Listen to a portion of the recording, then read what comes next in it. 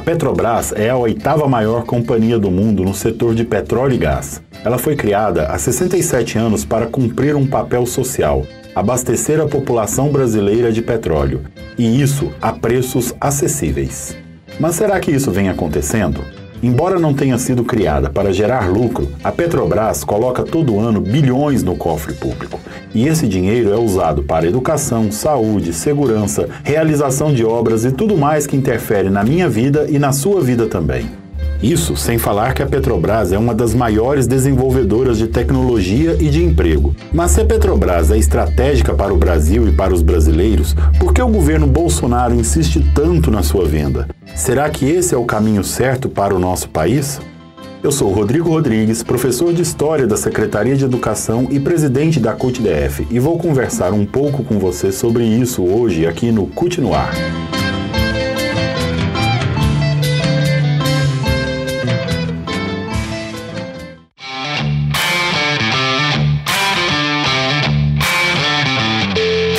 Este é o CUT no Ar, um podcast semanal da CUT-DF.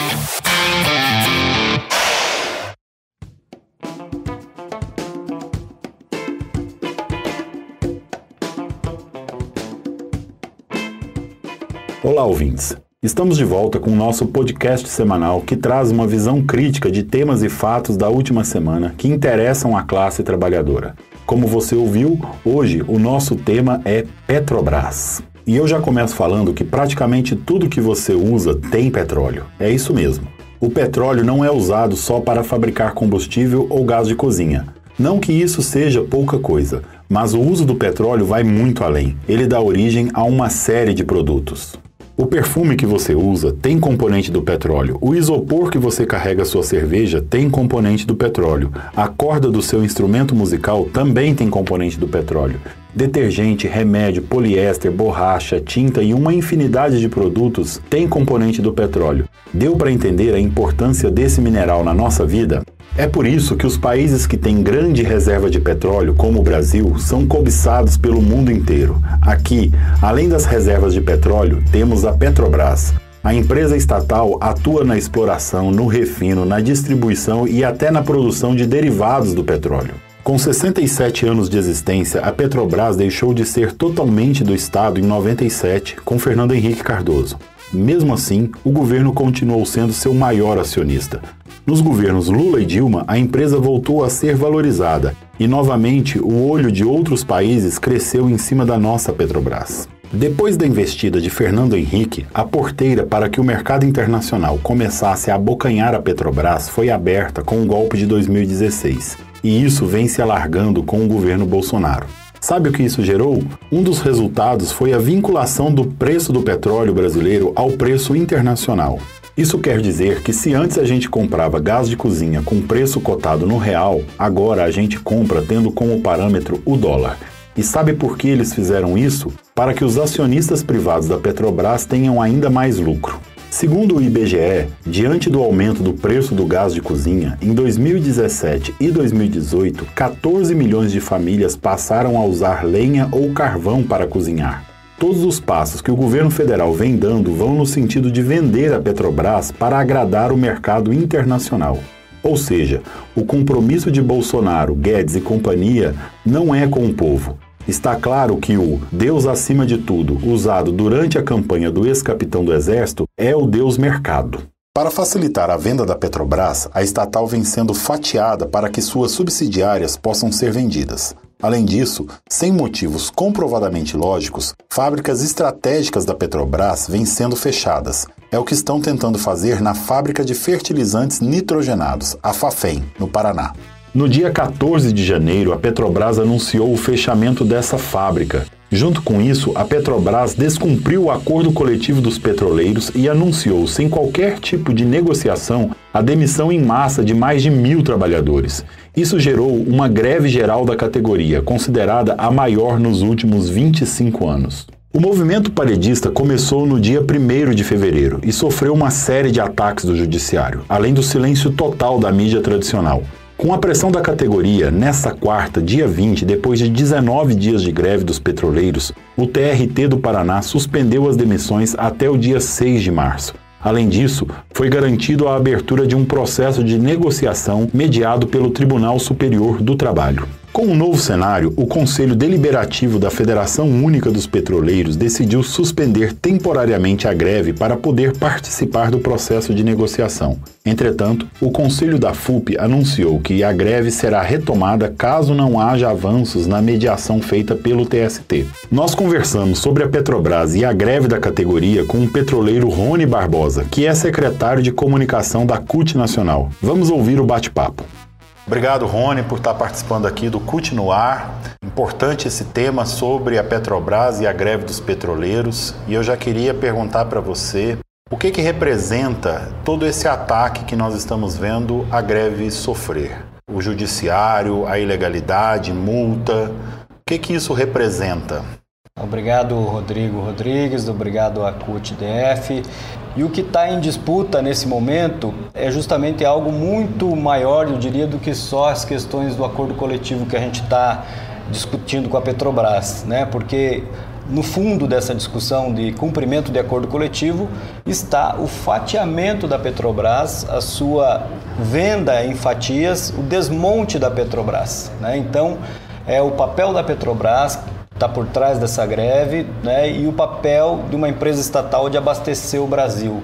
E é isso que está vindo com que o TST e até o STF já tenha se pronunciado sobre a greve, de modo a atacar diretamente o direito de greve dos trabalhadores de forma assim totalmente inconstitucional, a nosso ver. Isso será revertido certamente, mas causa um transtorno imenso para os trabalhadores e para as direções dos sindicatos, com multas extremamente abusivas e impagáveis, né? Porque quando a gente vê os patrões e as empresas cometendo ilegalidades, arbitrariedades, nem a Vale do Rio Doce, com os acidentes de Brumadinho, teve multas tão pesadas quanto os nossos sindicatos de trabalhadores.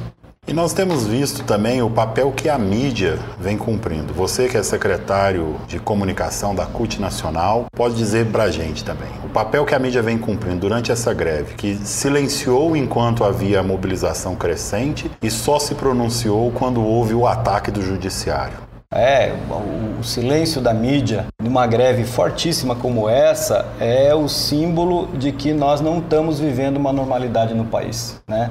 A mídia tem feito o papel dos mercados, das multinacionais, o papel que o Paulo Guedes quer que eles façam. Então, para nós, o que está em disputa nesse momento é a nossa versão, né? Isso vai depender da nossa divulgação. Programas como o que vocês têm aqui e no restante do Brasil são os movimentos sociais, o movimento sindical e as redes sociais. Graças a isso é que a greve tem tido apoio popular, tem tido apoio de entidades, né? Então o apoio não é só dentro da Petrobras, dos trabalhadores. Nós temos um grande apoio forte porque há um apelo em relação a demissões e a tudo que está acontecendo, e a população está entendendo, né, que está por trás disso as refinarias da Petrobras trabalhando com uma carga de 60%, enquanto nós estamos importando diesel e gasolina pagando a preço de dólar, sendo que o Brasil tem petróleo, tem refinaria, né? E a Petrobras processa tudo em real aqui, não precisa cobrar em dólar da população. Então esse é um processo aí que a gente está explicando, e a greve tem servido para a gente mostrar esses ataques que estão acontecendo à soberania brasileira.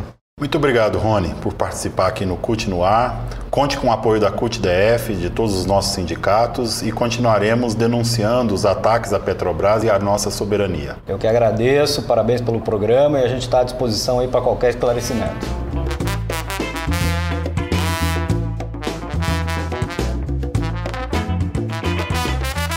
É importante informar que a Fafem do Paraná é a única fábrica do Brasil que produz outras substâncias derivadas do petróleo, como amônia, ureia, enxofre, gás carbônico e metanol. Essas substâncias são usadas na indústria química, na indústria farmacêutica, na indústria de cosméticos e vários outros setores. E se a gente parar de produzir aqui no Brasil, como teremos acesso a essas substâncias derivadas do petróleo? O único caminho para isso é a importação, o que consequentemente vai pesar ainda mais no nosso bolso. A ureia, por exemplo, é usada para fazer ração de gado. Pela lógica, se fica mais caro cuidar do gado, ele será vendido também mais caro. Resultado, carne ainda mais cara.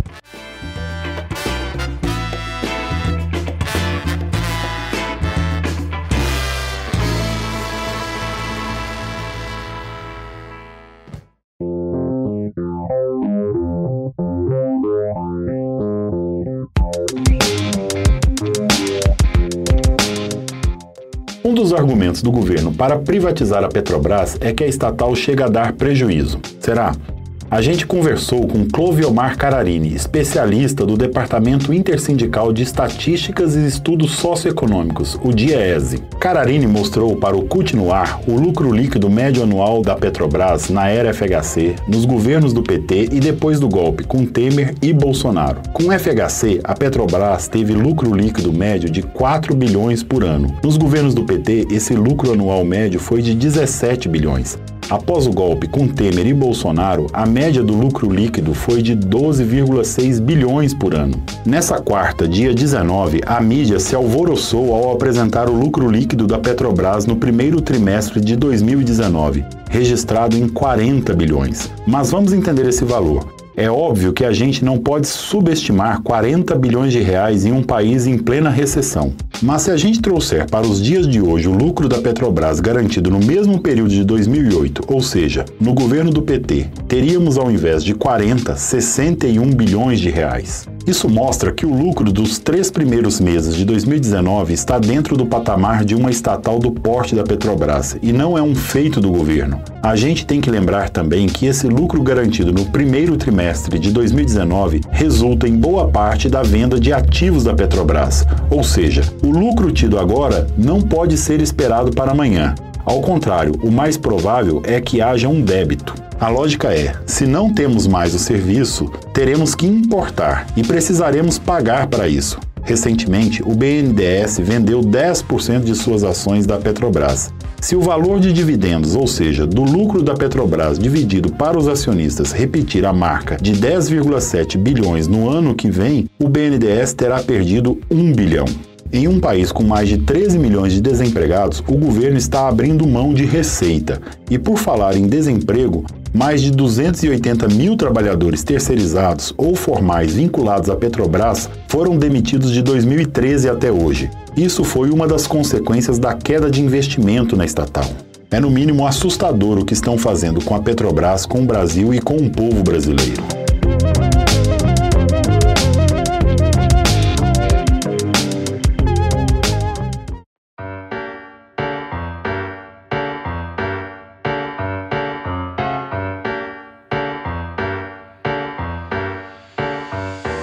E antes de ir para a parte final do nosso programa, eu quero lembrar você de uma série de acontecimentos que vieram antes daquela pataquada chamada Lava Jato. Em 2008, 2 anos depois da descoberta do pré-sal, notebooks e HDs com dados sigilosos sobre a exploração do petróleo na Petrobras foram roubados. Um ano depois, em 2009, já com a lei de partilha que garantiu que a Petrobras fosse a única operadora do pré-sal, o Wikileaks vazou um documento mostrando como os Estados Unidos treinaram agentes judiciais brasileiros. O mesmo documento vazado trazia ainda a ordem de instalar treinamento aprofundado em Curitiba, terra do então juiz Sérgio Moro, hoje ministro de Bolsonaro. Meses depois, o Wikileaks vazou outro documento do consulado estadunidense do Rio de Janeiro, que tinha como título a seguinte pergunta: a indústria do petróleo pode alterar de volta a lei do pré-sal? Em 2013, o ex-analista da Agência Nacional de Segurança dos Estados Unidos, Edward Snowden, apresentou documentos que mostravam que a Petrobras estava sendo espionada. Pouco tempo depois, em março de 2014, teve início os trabalhos da Lava Jato, operação supostamente deflagrada para apurar casos de corrupção na Petrobras. Não dá para acreditar em coincidências.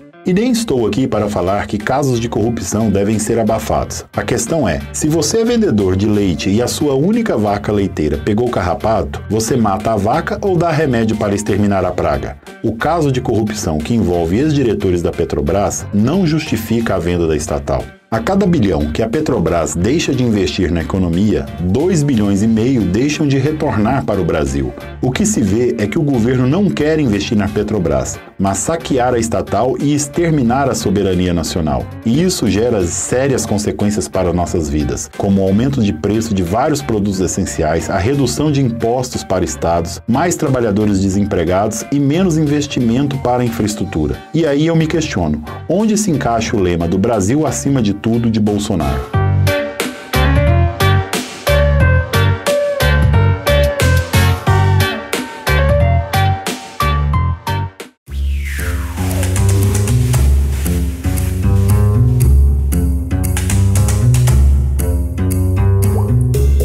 A gente encerra por aqui mais um episódio do CUT no Ar. Toda semana a gente tem um novo programa que pode ser ouvido no Spotify e no nosso canal do YouTube. No Spotify, nos procure como CUT no Ar. Já no YouTube, você pode fazer a busca por CUT-DF. Sugestões, críticas, elogios, recados, reclamações, envie para o nosso direct no Instagram. A gente está lá com o perfil CUT-DF. Ou então, mande um e-mail para a gente no endereço cutnoar@cutbrasilia.org.br. E não deixe de entrar também no nosso site www.cutbrasilia.org.br e nas nossas redes sociais. A gente agradece demais a sua escuta e até semana que vem.